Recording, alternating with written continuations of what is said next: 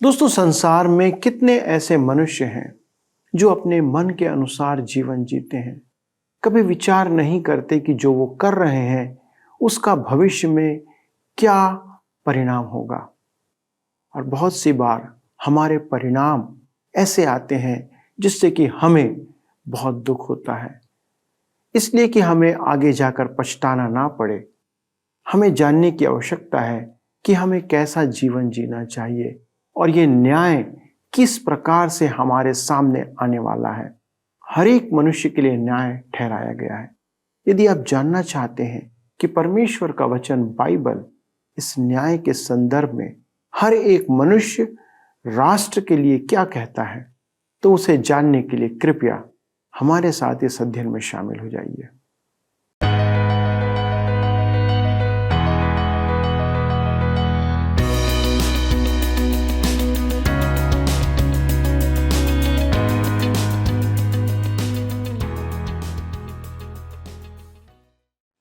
प्रिय मित्रों, आप सभी को हमारे प्रभु यीशु के नाम से प्रेम भरा नमस्कार। आशा है आप आनंदित हैं और परमेश्वर के वचन से भविष्यवाणियों की बातों को जानने के लिए तैयार हैं। दोस्तों, यह सत्यवचन बाइबल अध्ययन कार्यक्रम है और मैं इस प्रसारण में आप सभी नए एवं पुराने दर्शकों का स्वागत करता हूं। दोस्तों, हमारा परमेश्वर जिसकी हम आराधना करते हैं वह भूतकाल, वर्तमान काल और भविष्य का परमेश्वर है। वास्तव में कहा जाए तो परमेश्वर इस संसार के समय अवधि के परे है। उसके लिए ना तो दिन है, ना साल, ना सदी। वह इससे परे है, इसके बाहर है, क्योंकि उसने ही समय को बनाया है और हम जो इस संसार में हैं उस समय से बंधे हुए हैं।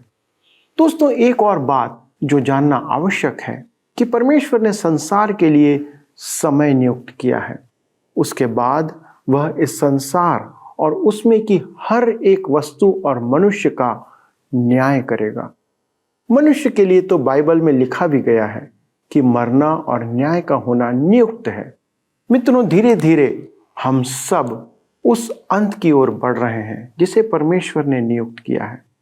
उन बातों को जानने का सबसे उत्तम साधन है परमेश्वर ही का वचन बाइबल।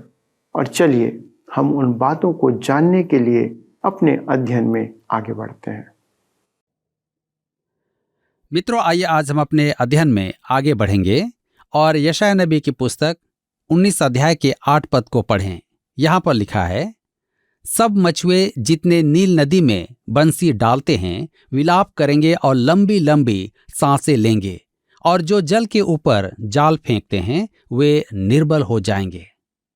ध्यान दीजिए, मिस्र का दूसरा बड़ा उद्योग था मछली का व्यापार। नील नदी में मछलियों की भरमार थी और आपको स्मरण होगा कि मिस्र से निकलने के बाद जंगल में इस्राएलियों के मिस्र देश की मछली याद आ रही थी, क्योंकि उस सूखे प्रदेश में मछली नहीं थी। परमेश्वर ने उन्हें बटेर दी, परंतु उन्हें उसमें अधिक रुचि नहीं थी।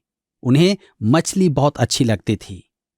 आज नील नदी का मछली व्यापार समाप्त हो गया है, क्योंकि वहां मछलियां नहीं है। यह भविष्यवाणी पूरी हो चुकी है। मैंने मिस्र में विशेष करके नील नदी में मछली पकड़ने वालों को देखा, परंतु 2 या 3 से अधिक लोग वहां दिखाई नहीं दिए। परमेश्वर ने कहा था कि मछुआरे दुख मनाएंगे क्योंकि वे मछलियां पकड़ नहीं पाएंगे। यशायाह 19 उसके 9 पद में आगे लिखा है, फिर जो लोग धुने हुए सन से काम करते हैं और जो सूत से बुनते हैं उनकी आशा टूट जाएगी। मिस्र में सन उगता था और बहुत ही उच्च कोटि का सूती कपड़ा तैयार किया जाता था। वह रेशम की टक्कर का कपड़ा था। कहा जाता है कि मछुआरे अपना मछली पकड़ने का जाल इसी धागे का बुनते थे, जिसे वे अंगूठी से निकाल लेता था। मिस्र का यही सूती कपड़ा इस्राएल के जंगल प्रवास के समय मिलाप वाले तंबू में उपयोग किया गया था। वे अपने साथ वह कपड़ा ले गए थे। परमेश्वर ने कहा कि उनका वह व्यवसाय नष्ट हो जाएगा, और ऐसा ही हुआ। यह भविष्यवाणी अक्षरशः पूरी हुई। यशायाह 19 उसके 10 में लिखा है, मिस्र के रईस तो निराश और उसके सब मजदूर उदास हो जाएंगे।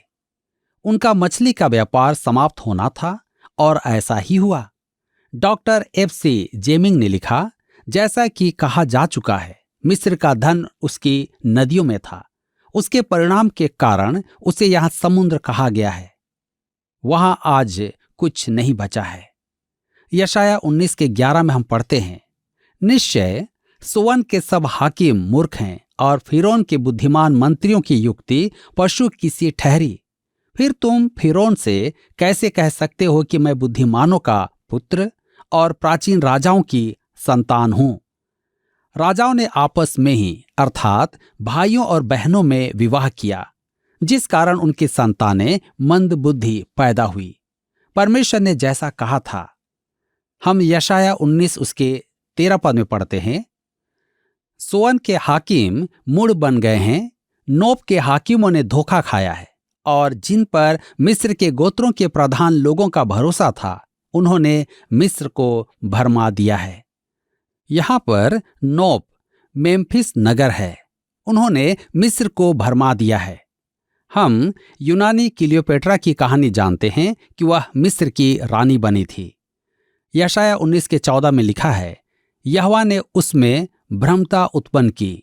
उन्होंने मिस्र को उसके सारे कामों में उस मतवाले के समान कर दिया है जो वमन करते हुए डगमगाता है। यह मिस्र के पतन का जीवंत चित्रण है। यशाया 19:15 में हम पढ़ते हैं, और मिस्र के लिए कोई ऐसा काम न रहेगा जो सिर या पूंछ से अथवा प्रधान या साधारण से हो सके। इस पद के अनुसार उद्योगों और व्यापार का विनाश होगा। इसके परिणाम स्वरूप देश दरिद्र और अभागा हो जाएगा। यशाया ने भविष्यवाणी की थी कि झूठे धर्म का अंत होगा, संसाधन समाप्त हो जाएंगे और आत्मिक शक्तियों में सामर्थ्य नहीं रहेगी।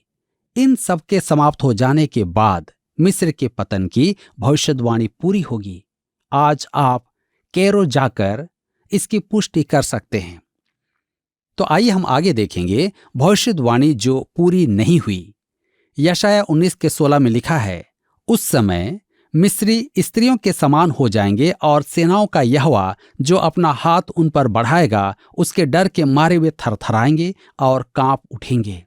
ध्यान दीजिए, उस समय से अर्थ है कि यह दूरस्थ भविष्य की बात है। उस समय अर्थात महाक्लेश के समय मिस्र एक स्त्री के समान भयभीत होगा। यशाया 19:17 में हम पढ़ते हैं, और यहूदा का देश मिस्र के लिए यहां तक भय का कारण होगा कि जो कोई उसकी चर्चा सुनेगा वह थरथरा उठेगा। सेनाओं के यहोवा की उस युक्ति का यही फल होगा जो वह मिस्र के विरुद्ध करता है। आप सोचेंगे कि यह पद आज पूरा हो रहा है। जब आप मिस्र में इमारतों को देखते हैं और कैरों के संग्रहालय को रेत की बोरियों द्वारा बम से सुरक्षित पाते हैं। यशाया 19:18 में आगे लिखा है, उस समय मिस्र देश में 5 नगर होंगे जिनके लोग कनान की भाषा बोलेंगे और यहोवा की शपथ खाएंगे। उनमें से एक का नाम नाश नगर रखा जाएगा। यह संपूर्ण अंश पूरा होने के लिए प्रभु के दिन की प्रतीक्षा करना होगा। यशाया 19 और 20 पद में आगे लिखा है, उस समय मिस्र देश के बीच में यहोवा के लिए एक वेदी होगी और उसकी सीमा के पास यहोवा के लिए एक खंभा खड़ा होगा। वह मिस्र देश में सेनाओं के यहोवा के लिए चिन्ह और साक्षी ठहरेगा, और जब वे अंधेर करने वाले के कारण यहोवा की दुहाई देंगे, तब वह उनके पास एक उद्धारकर्ता और रक्षक भेजेगा और उन्हें मुक्त करेगा। यहोवा के लिए एक वेदी। कुछ धार्मिक पंथ इसे पिरामिड कहते हैं, परंतु पिरामिड न तो वेदी हैं और न ही लाठ हैं। वे तो राजा और रानी के भयानक मजार हैं। चिन्ह, यह चिन्ह क्या होगा? क्रूस। एक दिन मिस्र प्रभु यीशु के क्रूस की ओर निहारेगा। हम यशाया 19 उसके 21 और 22 पद में पढ़ते हैं, तब यहोवा अपने आप को मिस्रियों पर प्रकट करेगा और मिस्री उस समय यहोवा को पहचानेंगे और मेल बलि और अन्न बलि चढ़ाकर उसकी उपासना करेंगे और यहोवा के लिए मन्नत मानकर पूरी भी करेंगे। यहोवा मिस्रियों को मारेगा, वह मारेगा और चंगा भी करेगा और वे यहोवा की ओर फिरेंगे और वह उनकी विनती सुनकर उनको चंगा करेगा। मेरे मित्रों, मिस्र का भविष्य महिमामय होगा। मिस्र इस्राएल के साथ प्रभु के राज्य में प्रवेश करके आनंद मना लेगा। आज की स्थिति में तो यह असंभव सा लगता है, परंतु परमेश्वर कर सकता है। उसके लिए कुछ भी असंभव नहीं है। यशाया 19:23 में लिखा है, उस समय मिस्र से अशूर जाने का एक राजमार्ग होगा और अशूरी मिस्र में आएंगे और मिस्री लोग अशूर को जाएंगे और मिस्री अशूरियों के संग मिलकर आराधना करेंगे।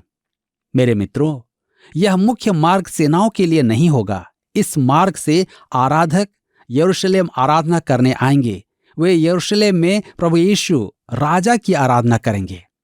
हम यशाया 19:24 में भी पढ़ते हैं, उस समय इस्राएल, मिस्र और अशूर तीनों मिलकर पृथ्वी के लिए आशीष का कारण होंगे। प्रभु के राज्य में मिस्र का ऊंचा स्थान देखिए। यशाया 19:25 में लिखा है, क्योंकि सेनाओं का यहोवा उन तीनों को यह कहकर आशीष देगा, धन्य हो मेरी प्रजा मिस्र और मेरा रचा हुआ अशूर और मेरा निज भाग इस्राएल। पतित और परित्यक्त मिस्र के लिए अभी आशीषें आने वाली हैं। मित्रों, इसी के साथ यहाँ पर अध्याय 19 समाप्त होता है और अब हम अध्याय 20 से अध्ययन को जारी रखेंगे। अध्याय 20 का एक मुख्य विचार यह है कि 3 वर्ष में इस्राएल पर आक्रमण होगा। अध्याय 19 का सहस्र वर्षीय राज्य में मिस्र के लिए आशीषों की पराकाष्ठा के साथ अंत हुआ था। इस अध्याय में निकट भविष्य की होने वाली घटनाओं का उल्लेख है जो यशाया को परमेश्वर का सच्चा भविष्यद्वक्ता सिद्ध करेगी। तो आइए हम पढ़ें यशाया 20 अध्याय उसके 1 पद। लिखा है, जिस वर्ष में अशूर के राजा सरगोन की आज्ञा से तरतान ने अशदोद आकर उससे युद्ध किया और उसको ले भी लिया। दूसरे राजाओं की पुस्तक 18 अध्याय उसके 17 पद में उल्लेख किया गया है कि अशूर सेना का सेनापति तरतान अशदोद आया था। अशदोद उत्तरी राज्य का नगर था। दूसरे राजाओं की पुस्तक 17 अध्याय उसके 3 पद में शल्मनेसेर का नाम आया है। शल्मनेसेर के बाद सारगोन राजा हुआ था। धर्मशास्त्र में यही एक स्थान है जहां सारगोन का नाम आया है। आज से लगभग 100 वर्ष पूर्व इतिहासकार स्वीकार नहीं करते थे कि सारगोन कभी हुआ है, क्योंकि इतिहास में उसका नाम कहीं नहीं है। तथापि पुरातत्व विज्ञानियों ने खोज की है कि उसके नाम को अशूर भाषा में शारुकीन कहते थे और उसके राज्य के अनेक प्रमाण भी प्राप्त हुए हैं। हम यशाया 20 उसके 2 पद में पढ़ते हैं, उसी वर्ष यहोवा ने आमोस के पुत्र यशाया से कहा, जा और अपनी कमर का टाट खोल और अपनी जूतियां उतार। अतः उसने वैसा ही किया और वह नंगा और नंगे पांव घूमता फिरता था। यशाया को जीता जागता उदाहरण बनना था कि इस्राएल किसी के साथ गठबंधन में न पड़े, विशेष करके मिस्र के साथ। यशाया संभवतः नंगा नहीं था, क्योंकि वहां नग्नता स्वीकार्य नहीं थी। यशाया को विलाप का वस्त्र उतारना था, जिसके कारण जनता आश्चर्य से उसे देखे और अपना वचन सबको सुना पाए। यहां एफ डेलिटस के शब्द महत्वपूर्ण है। यशाया से जो करने को कहा गया था वह प्रथा के विरुद्ध था, मर्यादा के विरुद्ध नहीं था। हम यशाया 20 के 3 पद में पढ़ते हैं, तब यहोवा ने कहा, जिस प्रकार मेरा दास यशाया 3 वर्ष से उघाड़ा और नंगे पांव चलता आया है कि मिस्र और कूश के लिए चिन्ह और लक्षण हो। यशाया को इस्राएल में ऐसे विचरण करना था कि जनता समझ पाए कि मिस्र के साथ क्या होने वाला है। हमें कहा गया है कि वह उसका चिन्ह होगा और लोगों के लिए आश्चर्य का कारण। तब हम यशाया 20 के 4 पद में पढ़ते हैं, उसी प्रकार अशूर का राजा मिस्री और कूश के लोगों को बंदी बनाकर देश निकाला करेगा। क्या लड़के, क्या बूढ़े, सबों को बंदी बनाकर उघाड़े और नंगे पांव और नितंब खुले ले जाएगा, जिससे मिस्र लज्जित हो। क्योंकि मिस्र हो या इथोपिया, वे स्वयं की सुरक्षा में समर्थ नहीं थे, इसलिए वे इस्राएल के लिए उचित मित्र राष्ट्र नहीं हो पाएंगे। मिस्र और इथोपिया दोनों पर सार्गोन अश्शूरी ने आक्रमण किया और जैसा यशायाह ने कहा था वैसा ही उनके साथ हुआ। मेरे मित्रों, हमने मिस्र के विषय भविष्यवाणी देखी और वह निकट भविष्य में पूरी भी हो गई। दूरस्थ भविष्य में मिस्र प्रभु यीशु के राज्य में इस्राएल के साथ आनंद मनाएगा। आइए अब हम यशायाह अध्याय 21 में आते हैं, जिसका विषय है 3 दंड। समुद्र के पास के जंगल, बेबीलोन, दूमा, एदोम और अराबा। यशायाह 11 दंडों की भविष्यवाणी करता है। हम यहाँ 7वां, 8वां और 9वां दंड देखेंगे, जो बेबीलोन, एदोम और अराबा के विषय परमेश्वर का भारी वचन है। इन दंडों को प्रभावित चिन्हों द्वारा व्यक्त किया गया है। मेरे विचार में उस समय उसकी बातें श्रोताओं की समझ में ऐसी स्पष्ट थी जैसे दिन में सूर्य है। इस अध्याय के चिन्ह हमारी समझ में नहीं आएंगे, अतः बाइबल के टीकाकारों में उनके अर्थ निर्धारण के विषय में मतभेद है। वे बेबीलोन, एदोम और अराबा हैं और इस अध्याय में हम देखेंगे कि वे अलग अलग व्यक्त किए गए हैं। सबने इस्राएल को एक विशेष कष्ट पहुंचाया था और प्रत्येक को समय आने पर दंड मिला। यह अध्याय परमेश्वर के वचन का एक परित्यक्त अंश है। इसके प्रमाण में मैं आपसे एक प्रश्न पूछता हूं। आपने इस अध्याय पर कब कोई उपदेश या बाइबल अध्ययन सुना है? मेरे विचार में तो आपने यशायाह 21 में भी कभी कोई बाइबल अध्ययन नहीं सुना होगा। यह एक और अध्याय है जो परमेश्वर के वचन के संबंध में हमें सहस्र वर्षीय राज्य से पूर्व, महाक्लेश से पूर्व के युग की व्याख्या को सहयोग देता है। यही एकमात्र व्याख्या है जो ऐसे अंश की संतोषजनक व्याख्या करता है। यही कारण है कि अन्य सब विचार इस अध्याय से और परमेश्वर के वचन की ऐसी अन्य शिक्षाओं से विलग ही हैं। मेरे मित्रों, इस अध्याय में ध्यान देने योग्य बात है इसके चिन्ह जो प्रतीकात्मक रूप में काम में लिए गए हैं। मैं धर्मशास्त्र के शाब्दिक अनुवाद में विश्वास करता हूं, परंतु जब चिन्ह काम में लिए जाएं, तो वे सदा ही चित्र प्रदर्शित सत्य ही होता है। यह स्मरण रखें कि एक महत्वपूर्ण बात है, बहुत से टीकाकार धर्मशास्त्र की किसी शिक्षा को प्रतीकात्मक कहते हैं जिससे कि वह विलोप हो जाए। जैसे कि जादूगर कहता है आबरा का डाबरा, यह कहकर किसी को गायब कर देते हैं। अतः आप चिंता ना करें। मेरे प्रियो, हम धर्मशास्त्र के इस अध्याय को हवा में ना उड़ा दें। हम इसे पढ़कर देखें कि परमेश्वर क्या कहता है।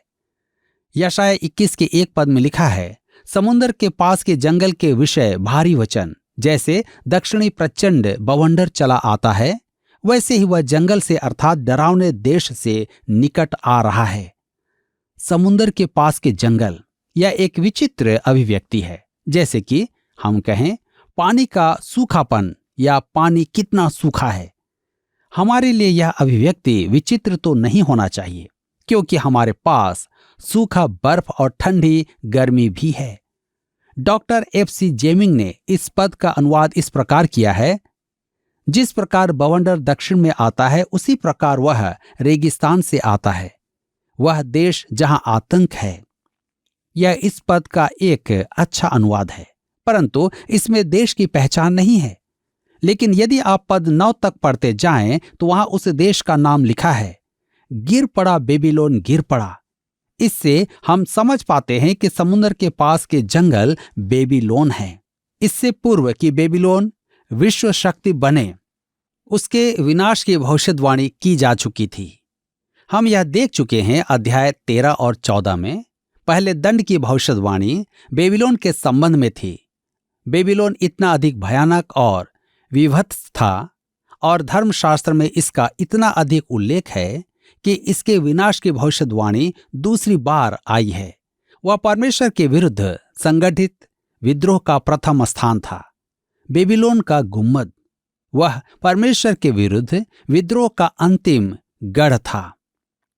प्रकाशित वाक्य के पुस्तक 17 और 18 अध्याय में इसका उल्लेख है। प्रकाशित वाक्य की पुस्तक 17 में धार्मिक बेबीलोन का उल्लेख है और प्रकाशित वाक्य अध्याय 18 में व्यापारिक बेबीलोन का उल्लेख है।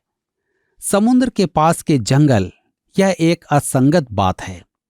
बेबीलोन परात नदी के निकट रेगिस्तान में था।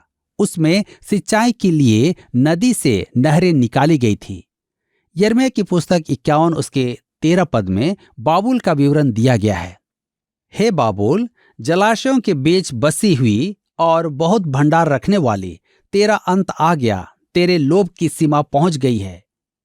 रेगिस्तान और समुद्र, दो विपरीत बातों का मेल।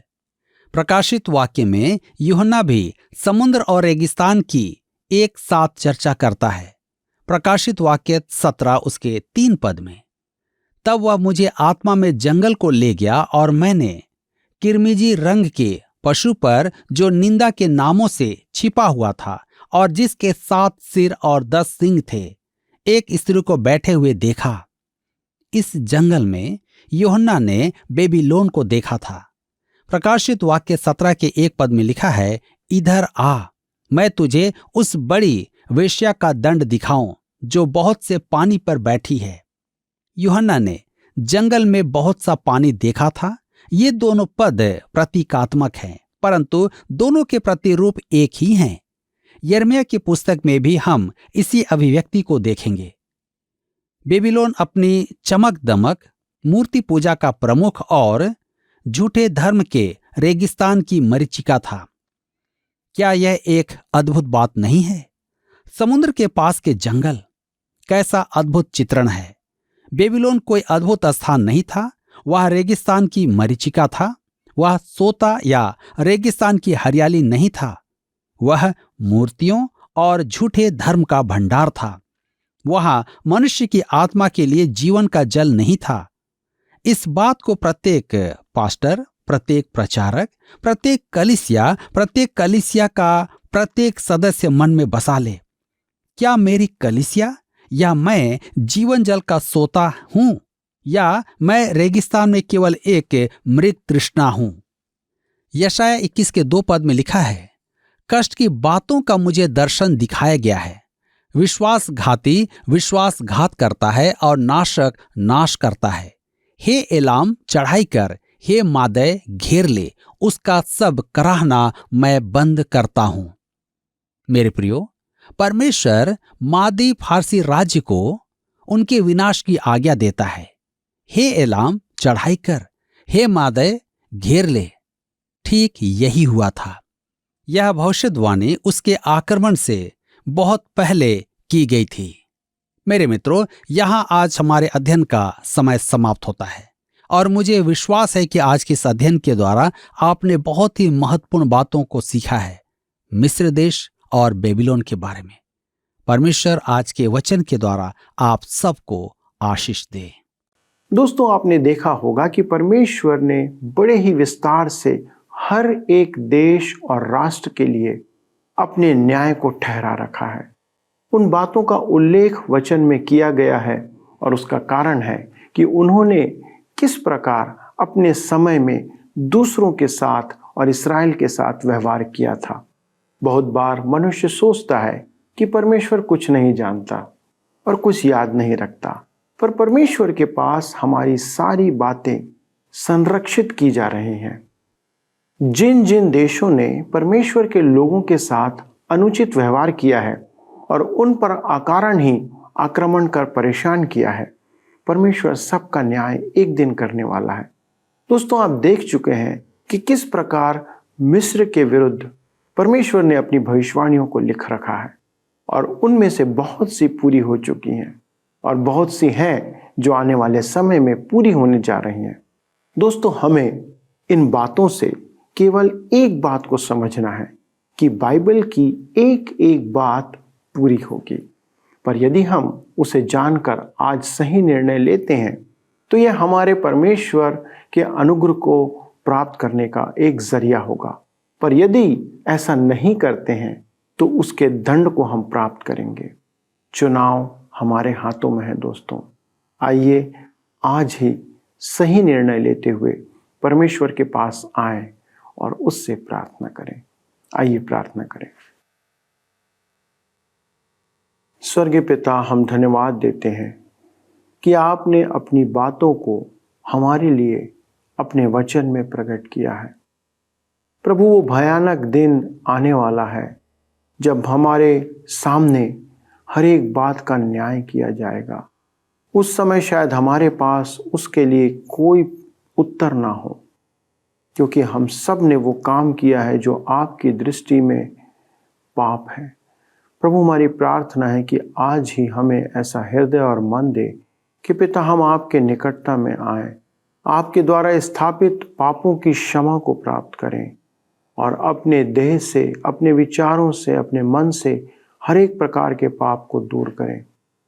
पिता, हमारे दर्शकों के लिए विनती है कि आप उनके साथ हों। विशेष तौर पे प्रभु, हमारे जवान बच्चों के लिए प्रार्थना करते हैं जो कि अनेक प्रकार से शैतान के द्वारा परखे जाते हैं, परीक्षाओं में लाए जाते हैं और हमारे ये जवान बच्चे बहुत सी बार इन परीक्षाओं में हार जाते हैं। पिता, हमारी विनती है कि आपका वचन इन्हें दृढ़ता से थामे। प्रभु, आप इनके चारों ओर ऐसा बाड़ा लगाएं कि प्रभु वे शैतान और उसकी हर एक प्रकार के प्रहारों से सुरक्षित रहें। पिता, हमारी विनती है कि इन सभी बच्चों पर अपना अनुग्रह बनाए रखें। प्रभु, इस अध्ययन के लिए धन्यवाद देते हैं जिसके द्वारा आपने हम सबों को आशीषित किया है, और इस विनती को हमारे उद्धारकर्ता यीशु के नाम से मांगते हैं, आमीन। प्रिय मित्रों, आपने आज के अध्ययन में जो भी आशीषें प्राप्त की, कृपया उन्हें हमारे साथ बांटें। और आपके जो फ़ोन हमारे पास आते हैं वो हमें प्रकट करते हैं कि आप हमारे साथ जुड़े हुए हैं, और इसके द्वारा हमें आपकी बातें समझ आती हैं। इसलिए आपसे निवेदन है कि कृपया फ़ोन करना, SMS करना या आप चाहें तो पत्र लिखना बंद ना करें। कृपया उसे जारी रखें। प्रभु आपको अनेक अनेक आशीषों से परिपूर्ण करे।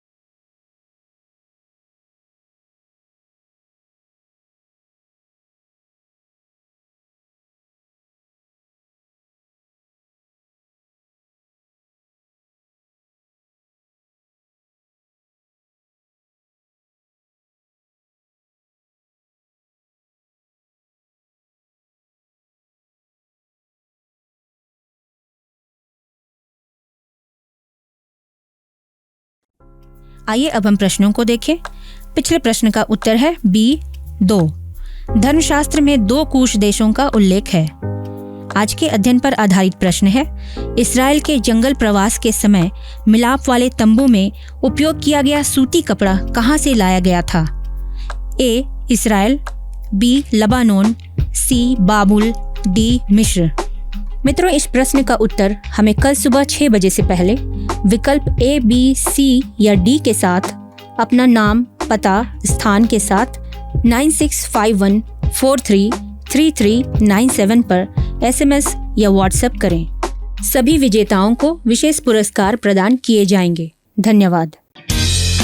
क्या आपको यह कार्यक्रम पसंद आया? अभी हमें एक मिस कॉल करें और आप अगले विजेता हो सकते हैं।